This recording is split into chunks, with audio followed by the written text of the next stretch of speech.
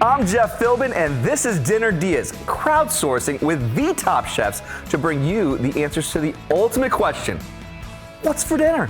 Today's answer: 3 scratch-made custom courses just for you, starting with a ceviche you'll want to try, then a Nashville Hot Chicken fried fresh from a buttermilk brine, and we'll also show you the secrets to the classic dessert creme brulee.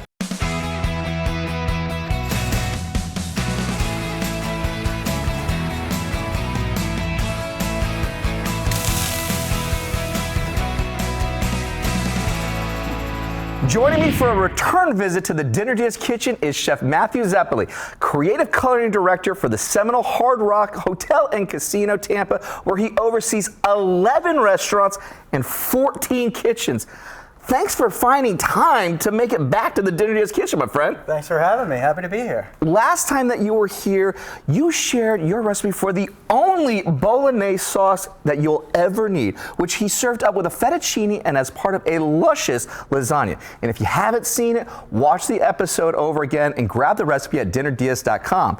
But today, he's bringing us dishes direct from the menu at the Res, which is the Hard Rock's American grill with Southern soul, starting with a snapper ceviche, which was actually made from a certain someone just for you.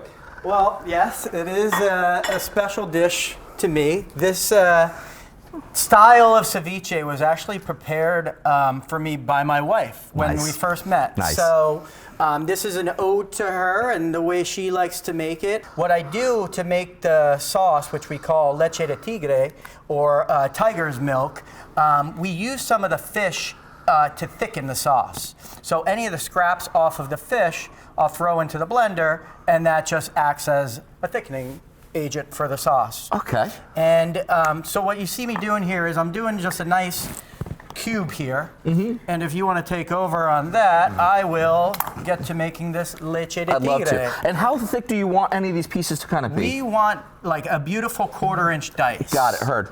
So in the blender, I added the fish scraps, I added some cilantro stems, a little bit of ginger, I'm gonna add a little bit of celery, a big heaping spoonful of that ají amarillo. Mm-hmm. And you see, now, is that easy to find? What does it taste like? Go ahead, give it a try. Is it spicy? It's a little spicy. Ooh. Okay. Right? It hits you in the back of the tongue first, and now it's kind of numbing on the top of it. Now it's coming into the front of it. Okay. Yep. So yeah, it's got a little heat, but when you use it the right way, it doesn't burn. No. It doesn't burn. So and I think that's going to go really nice with all of the acids that's happening with all of the lime juice. That's the idea. You know, you give it just another element of flavor. So we've got the celery, we've got the ginger, the fish scraps, we put lime juice, ají amarillo, some red onion. We turn the blender on, we give it a quick zap. We want to get it nice and smooth. And then we'll strain this right over the fish. And you know, if you're in Peru or some other countries, you know, they might toss this with the ají amarillo and serve it right away. Here in the States, I feel like, you know, we like our fish cooked a little bit more. Yeah. So we generally like to allow this fish to sit in this sauce for a good 30 minutes to an hour, just to allow those fish proteins to cook, and which is what I have here. And if you look at the two side by side, you can see like a translucency to the fish, but this one, it's cooked. It's white, it's opaque, yeah. So to finish, we add some more diced red onion. Now, we're lucky because we're surrounded by the Gulf of Mexico here, where we got snappers that is just really ready to go. I mean, you could really get some beautiful Gulf snapper here. Could you use a frozen fish to make ceviche? Well, I'm sure you could. I wouldn't. But no. I wouldn't. Folks, don't do it. This is a fresh fish preparation where you really want to highlight the freshness of the fish. You know, you want to, you come off the boat local here in Tampa, you just caught yourself, you know, a snapper, maybe it's a, you know, a hogfish. You want to let that fish speak, you know, the flavor, the freshness speak for itself. So you don't want to cover it up with too much. You know, you don't want to use a frozen because you want that fish, the freshness to speak to the it's dish. got to be, okay. So we go into our bowl here. And you really don't need a ton of fish to really work with on this. No, no. So we've got the fish. we put some pickled red onion, Okay. some micro cilantro, and to finish, you can put corn nuts, but at the restaurant we use corn chips. Okay. And it's almost like a scoop and serve type of a thing where you just, take a scoop of ceviche on the tortilla, on the nacho chip, if you will, and that's it. That's Good it. to go. I love it. Easy. I mean, literally, outside of the marinade to put everything together in our blender here, it's very simple. It's very simple, and that's the beauty of the dish. It's not overly complicated. It just lets the ingredients speak for themselves. All right, now we got the chicken. So we're going from a little bit of seafood. Now we're going back to the earth here. Yeah. We got a whole chicken here. So yeah, we're gonna butcher this thing up. I split the legs and I pop the joints to get that leg bone. Absolutely. And for the full details on how to make all of the dishes Chef Matthew is sharing today, grab the recipes at dinnerdeas.com. We have all the amounts, the ingredients, and the directions neatly laid out and ready to print. An even quicker way there is to get your phone and open the camera app in the photo mode and point at your TV, not at me, down there. And when your phone sees that black and white box, a link to us will appear. Boom. Just like that. Yep, we want to leave that breastbone intact because that helps to keep it all together. It also keeps the chicken nice and juicy. Okay. All right, so we got the wing bone attached, we got the leg and the thigh. Now we go into our brine. Buttermilk, pickle juice, good Louisiana hot sauce. It's got to be a good Louisiana hot sauce. And we're not shy about it because this is hot chicken after all. So this is going to be that whole base of the flavors here. Mm-hmm. What does the pickle juice do with the buttermilk? It gives it a sweetness of flavor, and the buttermilk actually helps to break down the proteins in the chicken, which allows all of that flavor to penetrate, as well as tenderizes the chicken and helps to keep it juicy, moist. And what's the optimal time that this should have this beautiful marinade for? I let it go overnight. You could do 6 to 8 hours, but overnight I feel like is the best amount of time to get all that flavor into the chicken. All right. Well, we're going to take a break while our chicken takes its brine bath. When we come back, how to get it fried up from the fridge, plus how to make a creme brulee like the fancy restaurants do. Thanks to this fancy chef ahead on Dinner Diaz.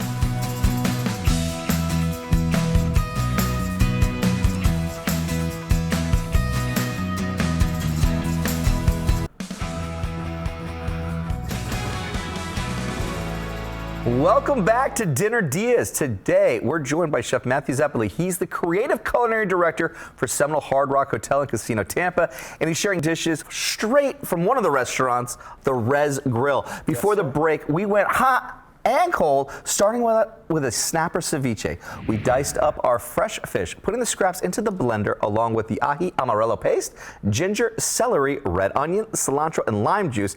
And unlike the Peruvians, we let it marinate before combining with a little more red onion and a little micro cilantro. Then we started on some Nashville Hot Chicken. Chef Matthew made quick work of breaking down a whole chicken and dunking it in a brine made with buttermilk, pickle juice, and a little hot sauce.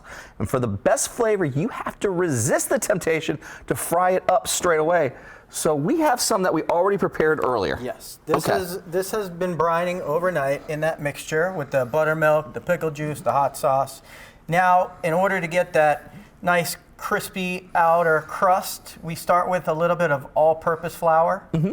I've got another mixture of buttermilk, but with this I add some egg whites. What does the egg whites do with the buttermilk? The egg whites just help the buttermilk to stick. Okay.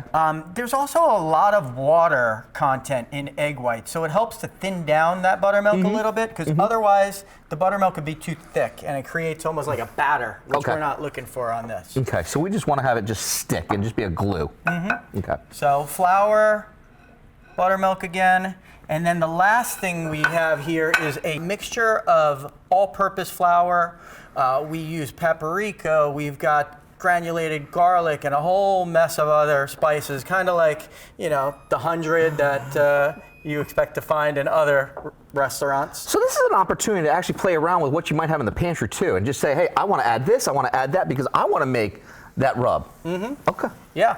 You'll see fresh herbs, thyme, oregano, you'll see cayenne pepper, chili powder. You can really take this mixture As far as you want to go with it. Now, is the heat going to be in the brine? Because that's had a little bit of the hot sauce working. Mm-hmm. Or is it going to be in the seasoning?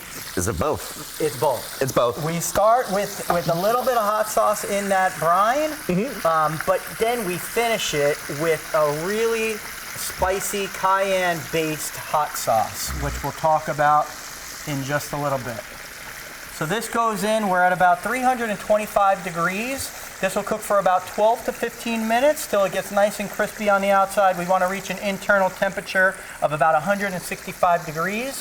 For the recipes for everything we're making, from the hot chicken through to the cool ceviche, grab them over at dinnerdeas.com. Be like the cool kids and the hot dads and get there by using the QR code we have on the screen. And while that's cooking, we can start talking about our creme brulee.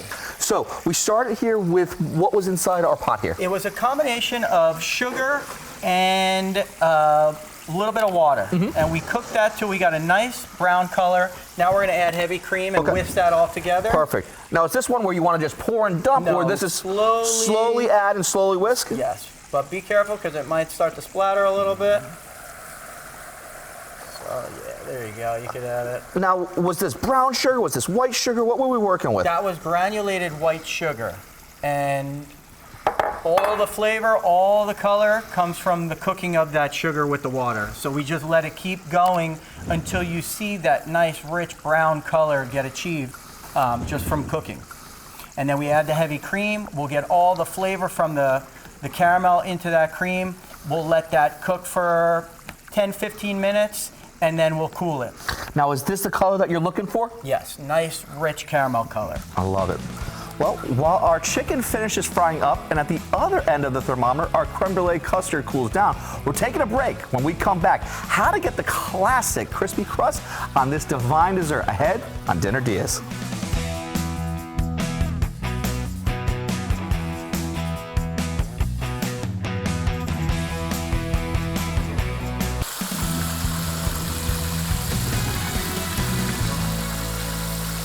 Welcome back to Dinner Diaz. Chef Matthew Zeppeli is back with us today from Tampa's seminal Hard Rock Hotel and Casino. And today he's sharing recipes from one of their fine dining restaurants, the Res Grill. Before the break, we started on dessert, heating up sugar for our creme brulee, which we then combined with heavy cream. And before that, we dipped our brined Nashville Hot Chicken in flour, egg whites with buttermilk, and seasoning, then fried them up in this beautiful blended oil, which looks like it's ready to come right out of it. Yes, it is ready. We cooked it to 165 degree internal temperature. Make sure that it's done, and it is. To make the sauce now, we're actually going to use this oil, believe it or not. And we have a mixture here, which is predominantly cayenne pepper. Okay. We mix in some brown sugar, some garlic. I use a little bit of habanero powder to give it a little extra kick. Okay. And a couple of other spices. But then we just use this oil, and the oil's hot, so that, you see it's bubbling, it's sizzling. But if you do want to make it, extra, extra hot, like some of the restaurants do in Nashville, ghost chili extract. Okay. That is the secret, and when I make it for myself at home, I use it, believe it or not. Okay. So chicken goes right in. You're a brave man, my friend. Yeah, I like a little spice in life sometimes, So you see that spice mixture now covers and coats that chicken. Literally, it changed the entire color of it. Yeah. And what we do now, we'll just pull that out. You see the color there? It's like a beautiful red from that spice mixture. It's like maroon now. Like, look at this. Like, look at the color difference between that one right there. You see all that nice golden brown right there. And we just pour that sauce all over the top, because now those spices are going to coat the outside of the chicken. And the reason that we use the oil versus other types of liquids is because that will not let the skin get soggy. It'll actually stay nice and crispy. Oh, look at that. And that's it. We just let that extra oil drip off. And we're ready to serve. To grab the recipes to make this for your dinner and be the hero of your family's mealtime, head to dinnerdeas.com. Just scan the QR code in the corner of the screen to find us. So we've got the appetizer. We have the ceviche done. We've literally got the entree right here with our beautiful Nashville Hot Chicken here. Dessert, we still got the creme brulee to finish up. So what do we need to do to kind of bring it all together? In order for our cream mixture to set and to be solid, mousse, if you will, we need to thicken it with egg. Okay. So we take our mixture, we strain it into some eggs. You know, normally I let this mixture cool, and it has cooled because we don't want to scramble the eggs. So we pour that through the strainer. And how important is it to have the strainer at this stage? You want to strain it before it gets baked. Whether you know, generally right after I cook it, I'll strain it and then cool it. This way, you know, you could do it the way we just did, which I've seen many chefs do, and then they'll bake it. But I personally rather strain it, let it cool, add the eggs when it's totally cool, because I feel like the eggs thicken better. Okay. They have more thickening power. Okay. So we go with this mixture right into our creme brulee dish. Now the creme brulee dish is on a sheet pan with water, it looks like. Correct. What's the purpose of adding the water onto the sheet pan? What that does is that controls the temperature of the cooking. We don't want the mixture to get so hot that it creates scrambled eggs. Okay. So what that does is that just helps to keep that temperature a little more controlled, so that we don't get it too hot. Okay. Now this is going to go into the oven, and it looks like the oven's set for 350. How long will it stay in there for? These dishes are fairly short, so it doesn't take too long. Depending on your oven, it could take anywhere from 40 minutes to an hour. Okay. And the test is you just give it a little jiggle. You give it a little tap. And once that mixture in the center doesn't jiggle like water, you know, once it stops that movement, then it's you know set. it's ready. And we have one that we already did earlier. Yeah. We pull that out, and you can see it's brown around the edges. The eggs are set, and if you give it that little tap test, that center doesn't jiggle. Okay. Then you know it's cooked. Then you know it's cooked. Okay. To finish it, what we do is I like to use sugar in the raw, or like a turbinado sugar. Turbinado sugar, sure. Now, why do you like to use that one instead of just taking granulated white sugar? What is it for you with the turbinado that you like more? I feel that it just gets a nicer, thicker crust on the outside of the creme brulee. And for me, that is the beauty of it. You know, you want to be able to hit that with a spoon and it'll Get that crack. Yeah. Correct. Okay. Now, in order to get this to get to that point where it'll crack like that, we have to hit it with a blowtorch. And I move around the edges so that it heats kind of slowly, and the flames will actually start hitting towards the center as you go around. And you don't want to get too close because you don't want to cook the sugar too fast, otherwise you're going to end up with, you know, sugar that's bitter. Like the name creme brulee means burned sugar. Yeah. However, there is a balance there between, you know, brown and crispy and burn. Yeah. And we want to find that balance. Now, you've got the torch here. You're going to have the torch at the restaurant, but someone at home might not have a torch. Could they use a broiler to do this, or should they just go on Amazon and just be like, do it your way? You could use a broiler. All right. You just have to watch it very carefully. Don't put it in under that broiler and walk away. You got to watch that sugar caramelize on top the same way I am here. And you see, after just a minute or so, you've got this beautiful golden brown color. Look at that. When we come back, we grab our forks to taste test these beautiful ideas for dinner on Dinner DeeAs.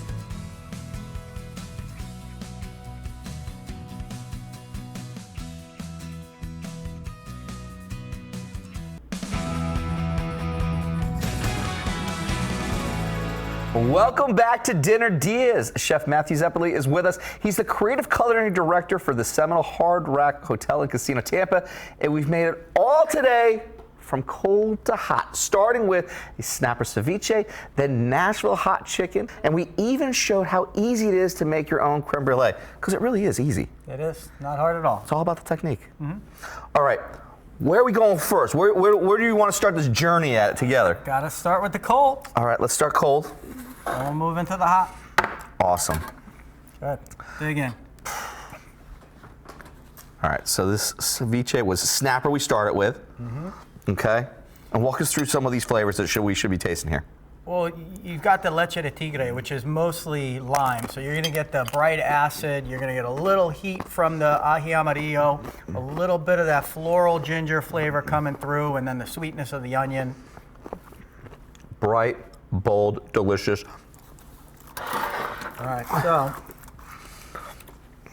got a little of the I mean, Texas toast. literally, such tiny portions over here, everyone. I mean, And this is what we serve every Friday night.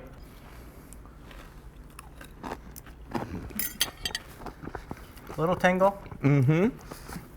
it's crispy, it's flavorful.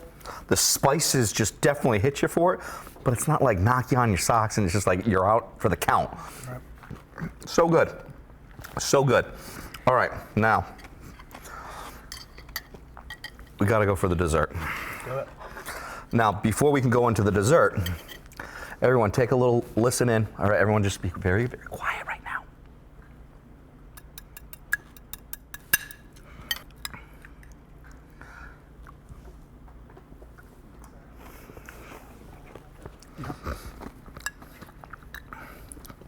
Pure silence. And you know why? A very simple dish. I mean, we're talking cream, we're talking eggs, sugar, little water. This is a winner here. Thanks again to Chef Matthew. You're guaranteed to be a winner at dinner, at least, if you eat at one of the restaurants at the Seminole Hard Rock Hotel and Casino Tampa. Details and the recipes for everything he's made today are at dinnerdias.com. I'm Jeff Philbin. Thanks for watching and see you next time with more Dinner Dias.